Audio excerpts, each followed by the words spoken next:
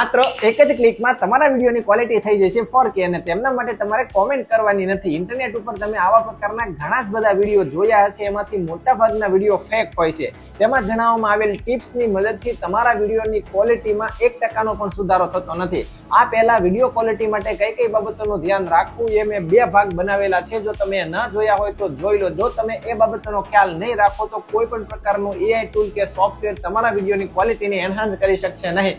માટે કોઈ પણ જગ્યાએ ભટકીને તમારા ટાઈમને વેસ્ટ કરશો નહીં. જે બેઝિક મહત્વની બાબતો છે એ તમે ખ્યાલ નહીં રાખો તો કોઈ પણ ટૂલ્સ કે એપ્લિકેશન તમારા વિડીયોની ક્વોલિટીને હાઈ કરી શકશે નહીં. હા, પોસ્ટ પ્રોસેસિંગમાં 10 થી 15% તમારી વિડીયોની ક્વોલિટીને તમે એન્હાન્સ કરી શકો છો. બની શકે તેનાથી વધારે પણ કરી શકો. પણ તમે આ પહેલા જે બાબતોનો ખ્યાલ રાખવાનો છે, કયા ડિવાઇસથી શૂટ કર્યું, કયા ક્વોલિટીમાં શૂટ કર્યું, કઈ કન્ડિશનમાં શૂટ કર્યું, જો આ બધી જ બાબતોનો ખ્યાલ રાખવામાં ન આવ્યો હોય તો તમારી વિડીયોની ક્વોલિટીને તમે પોસ્ટ પ્રોસેસિંગમાં પણ એન્હાન્સ કરી શકતા નથી.